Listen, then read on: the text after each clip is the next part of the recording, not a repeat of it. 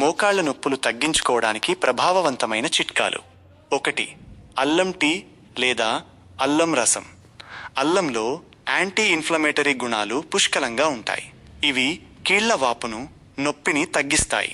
ప్రతిరోజు అల్లం టీ తాగడం లేదా అల్లం రసాన్ని నొప్పి ఉన్న చోట మర్దన చేయడం వల్ల ఉపశమనం లభిస్తుంది.